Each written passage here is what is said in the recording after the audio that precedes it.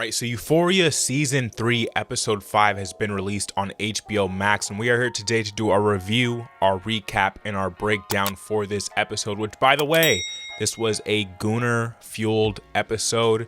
Don't know what was going on in the writing department for like the first half of this episode. It was pretty absurd, but we're going to talk about it all. We're going to discuss it all, starting with the title for this episode, and that would be This Little Piggy. And we begin this episode with Cassie and Maddie celebrating their OF success.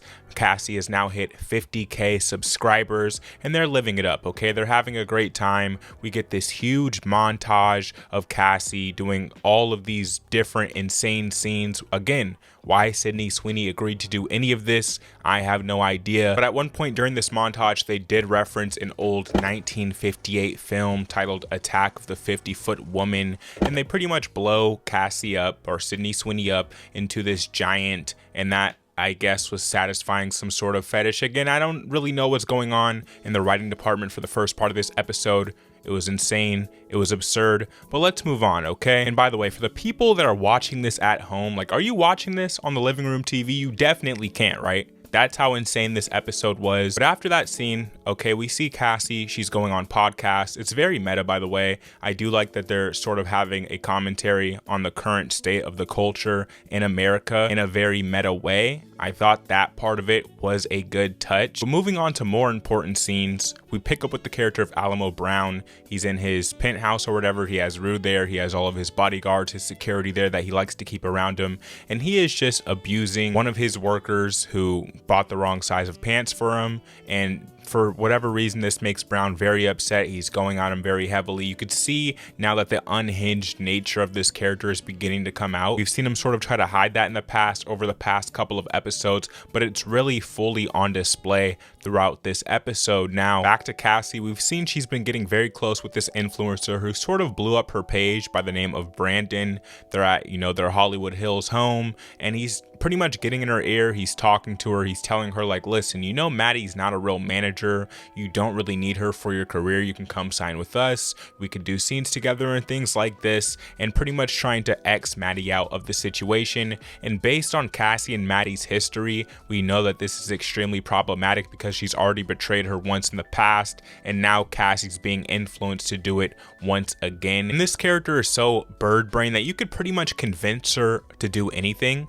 just by talking to her, which we end up seeing in the next scene where Nate is calling her. Of course, this is his wife now, so he's calling his wife, he's checking in, he's making sure that she's getting to the bag, that she's getting to the money, so of course they can eventually get out of this debt that he has with the mob, with the mafia. And he's pretty much checking up on her. He's like, listen, you're gonna send that money, right? You're gonna send that 30k. I need you to do it instantly. She's telling him, like, listen, this influencer wants me to move in with him. He's like, that's a fantastic idea, go ahead and do that. Again, under normal circumstances, I'm sure Nate would not be going for this whatsoever, but he is not under normal circumstances. The mob is cutting off limb by limb, or should I say finger by finger, toe by toe, right? He's just losing body parts left and right. So he's in desperate need of this money. So in need that he's pretty much pimping out his own wife now. But moving on to Alamo Brown. All right, we see Bishop contact Rue and pretty much tell her in person, hey, Alamo Brown wants to see you. And as he's telling her this, he's putting on like this butcher gear, right? He's putting all of this plastic gear, plastic gloves, plastic head cover, and you're like, is he about to kill Rue? What's going on here? But no, what ends up happening is the scene that we got to see in the previous preview for this episode, where he is essentially chopping up a body of a captive person inside of the bathroom, who we eventually see him feed to the pigs later. So that just shows how unhinged this character is also. And Rue is in some very deep stuff. She didn't realize who she was getting into contact with when she first met Alamo Brown, but I think she's beginning to realize how terrible the situation that she's in is at this moment in time. Now, Rue meets up with Alamo Brown at a bar as Bishop chops the man up and disposes of his corpse, and Alamo Brown pretty much tells her, listen, Lori wants to meet, and since you sort of have previous history with her, I want you to be the one to be there. We then move on to a scene where after Rue has left this meeting with Alamo Brown, she is in the car with, of course, the DEA, and they're sort of bugging her phone as she makes phone calls trying to incriminate anyone that she can.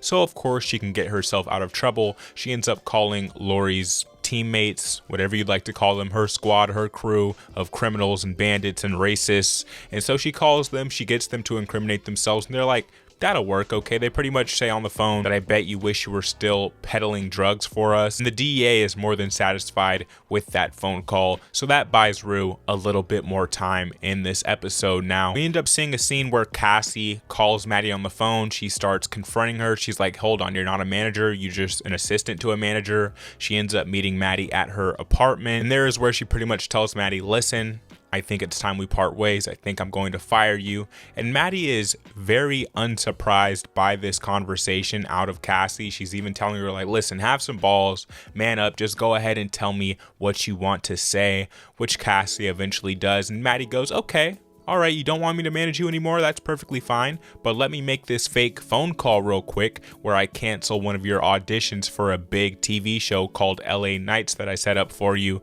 And then, of course, because Cassie is so idiotic, she fully buys into this and believes this. She starts begging and pleading for Maddie not to drop her, in which case Maddie presents her with a contract that she had drawn up where she is going to officially and contractually be tied to Maddie Perez. And so she ends up signing that contract, and Maddie's plan pretty much worked, but now the real work starts because it turns out this audition was completely fake and she has to go out there to actually get the audition going for Cassie. So she ends up contacting Lexi. She goes to meet Lexi on this Hollywood set, and she's telling Lexi, like, listen, Cassie's your sister.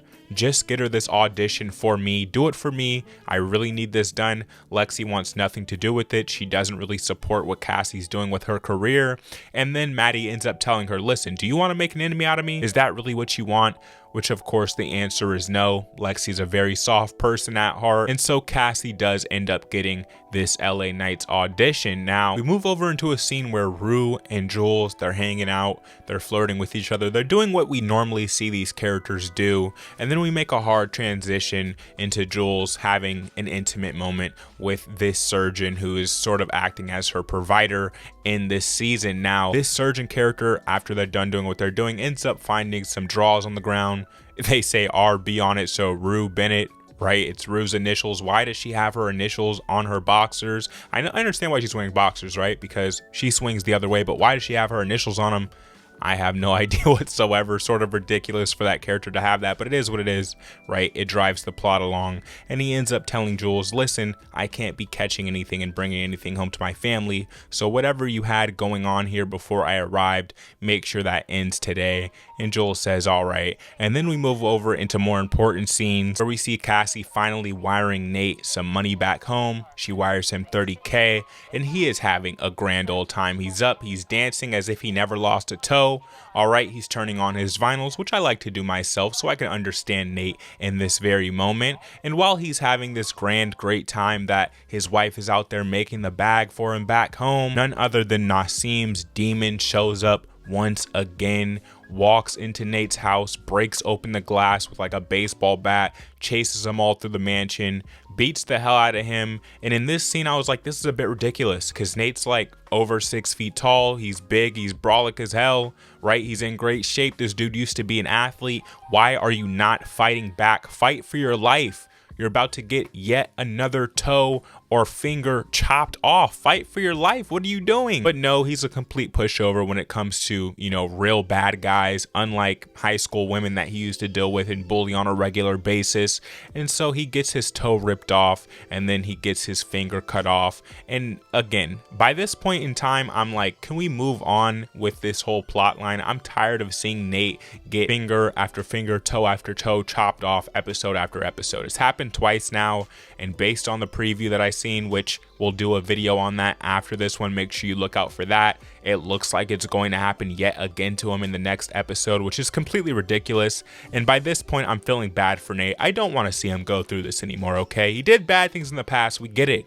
But this has gone way too far for Nate's character. Now moving on, we see this stripper that Rue had a problem with in the past, within the past 1 to 2 episodes, and she ends up confronting Alamo Brown and telling him that Rue was there during the robbery. And then Alamo Brown's like, hold on, Rue should know who these people are because she used to see them on a regular basis, so she should have been able to recognize their voice, their face, or something. And after this meeting takes place, he begins becoming a little bit more suspicious of Rue, and so he heads out to go find Rue and ask her these questions himself. Now Rue is currently at this diner with Maddie. They're just having, you know, girl to girl conversations, things like that. These characters are friends, and they seem to have gotten closer within season 3 compared to the last 2 seasons of the series. And while they're at this diner, none other than Alamo Brown shows up in a very intimidating way. You could feel his presence is overlooming their conversation, and he ends up introducing himself to Maddie. He's talking to Rue,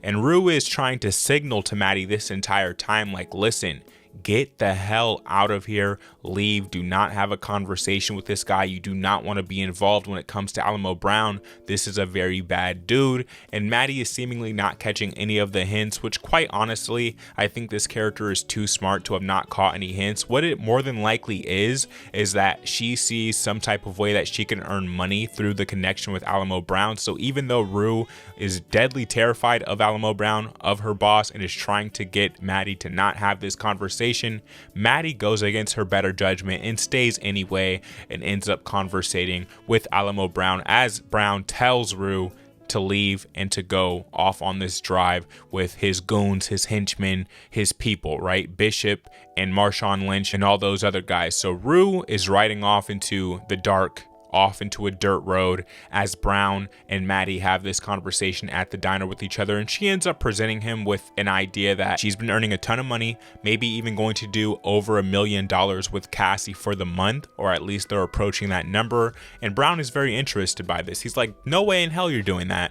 Based off all the work I do and the flock of girls that I manage that work at his clubs and do things like that for him, we've seen all of these characters throughout the past couple episodes. So she goes, no, this is legit. Let's go ahead and look at your stock, and I'll pick out, you know, the ones that I like, and I'll manage them, and we'll earn some money together. So these are two characters that are in business. They're just trying to earn money. So they head off to Alamo Brown's strip club as Rue heads off to a dirt road where a shallow grave awaits her. Okay, now we do have to talk about a scene that took place during these scenes, and that is between Lexi and Cassie, where Lexi pretty much shows up and sees Cassie celebrating and has to tell her that, listen, your audition, it went through, you got the part. She performed Shakespeare for Lexi's boss, and they absolutely loved it because who knows Shakespeare, right? If you're like into art and stuff like that, old films, old movies, you're going to be someone who admires and appreciates Shakespeare. So she really won Lexi's boss over with that, and Lexi doesn't like this one bit. Okay, she's like, you're the most narcissistic,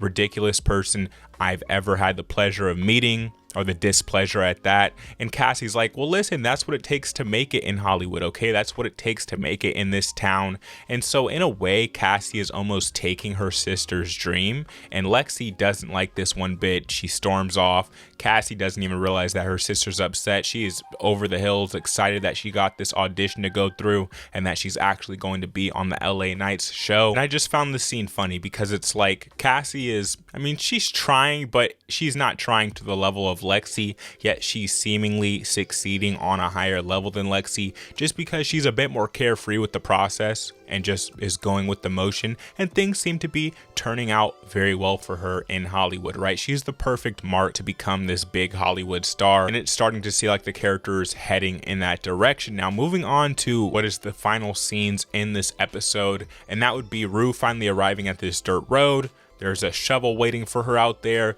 She should be getting the hints by this point, but Rue is an absolute airhead. I guess years of hardcore drugs will probably do that to your brain capacity.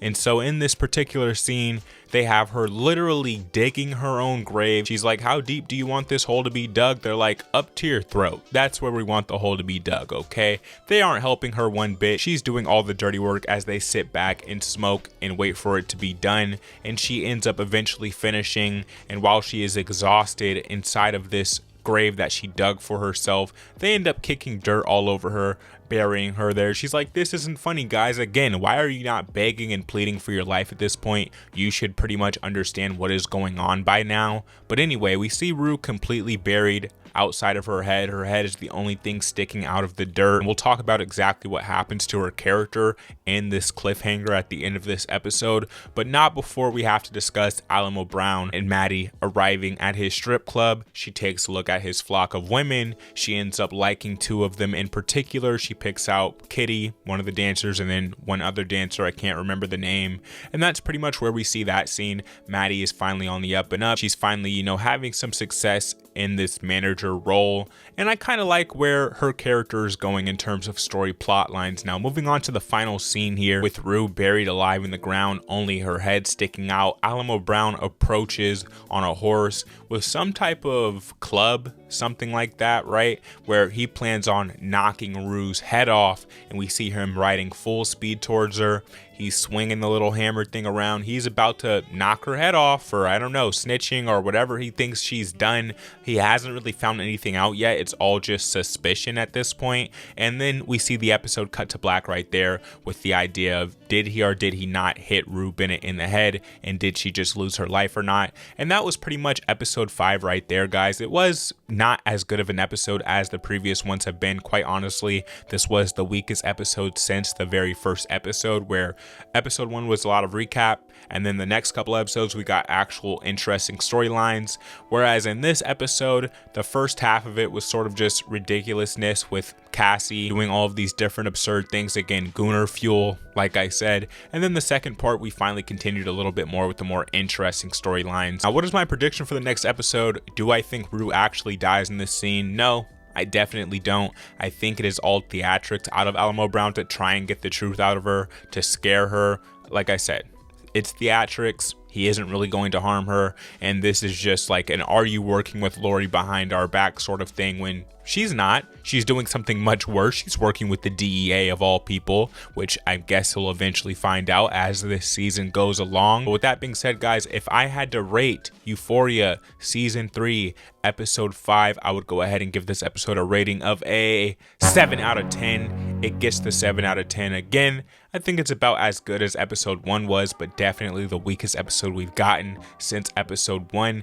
And I'm hoping that we go on a higher note here for these next few episodes up until the finale, which, by the way, apparently the finale is supposed to be like an hour and 33 minutes long. Apparently it's going to be the longest episode of television in HBO Max history, or in HBO history in general. So that's pretty interesting there. Apparently they have something very big planned for the finale. Make sure you stay tuned on the channel, because of course we are going to review and break down that episode once it releases, as we've been doing with every single episode this season. Make sure you go back and watch the back catalog where we break down, review, and recap each and every episode up to this point. And yeah, the Nate stuff has become a bit too much for me. I think they've gone a little too far with it. I don't want to see him keep losing body parts. It's getting very grotesque and kind of uncharacteristic for the series of Euphoria, quite honestly.